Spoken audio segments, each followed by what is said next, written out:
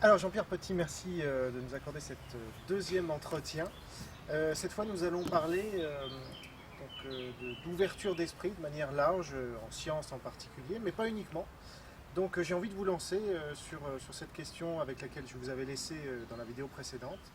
Nous avons vécu un âge d'or dans les années 60, en tout cas j'estime, avec la période Matin des magiciens, Jacques Bergier, Louis Pauwels, l'encyclopédie Planète, où on était curieux de tout, sans a priori, dans les sciences, dans la littérature, y compris étrangère. Et aujourd'hui, on a l'impression qu'on se referme un peu, c'est général, aussi bien dans les médias, dans la science, dans la littérature. Quel est votre sentiment, d'autant que vous l'avez vécu personnellement? Je répondrai avec une phrase qui est sous forme de question. Jusqu'où peut-on penser trop loin? Et en fait, on s'aperçoit que l'homme, il a du mal à dépasser ses propres arcanes internes et à penser au-delà. Alors, évidemment, moi j'ai vécu ça avec surprise.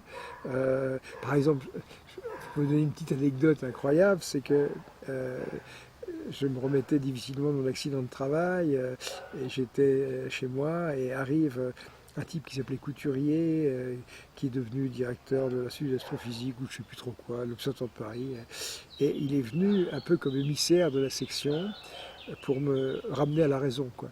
Et il m'a dit, je vais te dire quelque chose qui va peut-être te choquer, mais ce qu'on voudrait, c'est que tu épluches des patates. C'est-à-dire tu te prends une petite photo de galaxie, tu fais un petit calcul bien peinard, tranquille, tu fais pas chier le monde et tout rentre dans l'ordre. Et moi j'étais là avec mes béquilles, j'ai dit écoute, il vaut mieux que tu me laisses, parce que j'avais les larmes aux yeux, quoi. Je veux dire que, vous vous rendez compte, dire à un type sois médiocre, comme ça on sera tranquille. Donc, qu'est-ce que c'est la recherche? On a envie de dire, mais oui, je me rappelle une fois, à la suite d'un bouquin qui avait fait quelques secousses médiatiques, là j'ai été convoqué par la direction générale du CNRS, c'était magnifique. Donc je suis arrivé dans le département sciences de l'univers, j'étais reçu par un petit bonhomme assez sympathique d'ailleurs, et quand je suis arrivé dans les lieux, tout le monde avait mon bouquin en main, les secrétaires me disaient « Oh, formidable !» Alors moi j'étais arrivé prêt à me défendre, quoi, hein. Et à ce moment-là, le type m'a dit « Mais c'est inutile de vous défendre, personne ne remet en cause votre qualité de scientifique. » Alors je dis « Mais pourquoi m'avez-vous convoqué ?» Donc on a eu une discussion qui a vite tourné court, et il a eu cette phrase quand je suis parti, il m'a dit « En conclusion, vous êtes un chercheur non standard. » Mais c'est l'inverse, un chercheur ne peut pas être standard. S'il est standard, c'est un fonctionnaire.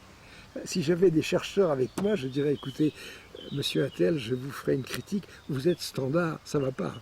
Ou alors c'est un technicien à qui on demande de faire des montages de ceci, de cela. Ceci étant, il y a des techniciens qui ont beaucoup plus d'imagination que les chercheurs. Mais quand on a un chercheur qui n'a pas d'imagination, alors il ne sert à rien, bon sang. Il faut être tout sauf standard. Sortez des sentiers battus, c'est tout. Alors, pour revenir à votre notion de conscience morale, qui est donc, si je comprends bien, votre plus grande découverte de votre Non, vie, c'est pas ça. Non. Est-ce que vous l'avez dit déjà ou pas encore? Ça vient. Ah ouais, pardon, Ça je suis vient. impatient. Ça vient. Soit je vous relance sur la conscience morale. Non. Le truc, c'est que le phénomène, c'est qu'il y a apparition de la technologie, et puis il y a cette espèce d'attribut pour contrôler. Alors à ce moment-là, on pourrait poser une question. Pourquoi, dans la mesure où il y a un pourquoi, parce qu'il y a des gens qui, eux, sont persuadés que c'est le hasard, le dieu hasard avec un H-A-Z-R-D. Le dieu hasard, c'est le dieu de la science maintenant. Le chaos gouverne la pensée, disait Saint-Séville dans un de ses numéros. Mais à ce moment-là, si, sans aller invoquer un dieu ou je ne sais trop quoi, se dire pourquoi la technologie? Alors la réponse, c'est qu'est-ce que je peux faire avec la technologie que je ne peux pas faire avec le biologique? J'ai encore une question. Quelle est la démarche que je ne peux faire qu'avec la technologie, dans le sens de cette extension du champ relationnel?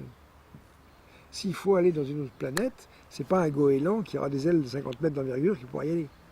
Donc autrement dit, si le plan sous-jacent, c'est étendre le champ relationnel, alors la technologie, il n'y a que la technologie pour le faire. À moins qu'il y ait des gens qui sachent se téléporter en méditant. Ça, c'est pas mon truc, je ne sais pas faire. Quoique, bon, comme dirait De Vos. Quoique. Oui, alors donc à ce moment-là, la technologie, bon bah c'est sûr que ça permet de faire des choses qu'on aurait. Si vous prenez un type du 18e siècle et vous lui dites, vous savez, j'ai un téléphone portable et j'appelle un mec qui est situé aux antipodes, il dira vous êtes fou quoi. Hein, c'est de la magie quoi. C'est vrai que la science du futur, c'est la magie d'aujourd'hui quoi, c'est tout. Bon, alors là, s'agissant des voyages interstellaires. Quand même, il y avait des observations qui représentaient un questionnement pour nous. Hein. Est-ce que c'est faisable?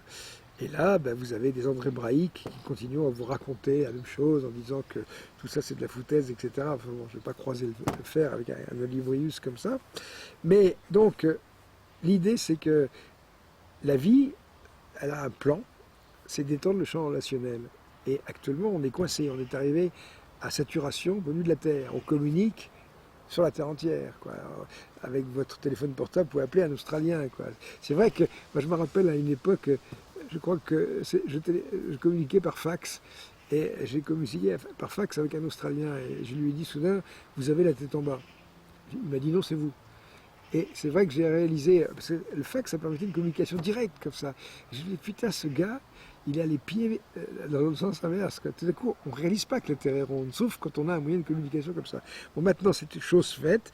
On a fait le tour du problème, on a fait le tour de la Terre, avec des moyens artificiels, mais c'est comme ça. Donc, est-ce que c'est la fin de l'histoire? C'est-à-dire, est-ce qu'on n'ira jamais dans les autres planètes? Bon, ben, moi, je pense que oui. Je pense que euh, j'ai des idées sur la question, on en parlera bien sûr. Hein, bon. Ça passe bien entendu par une refonte de la structure de l'univers. Mais là où je ne suis pas d'accord avec des gens comme Jacques Vallée et tout ça, c'est d'imaginer qu'on saura faire ça dans 150 000 ans. Non, c'est à quelques décennies de nous. Hein, et je veux dire qu'on a autour de nous des gens qui nous regardent et qui disent quand est-ce qu'ils vont comprendre. Alors, comprendre, c'est vertigineux. C'est pour ça que l'idée est forte.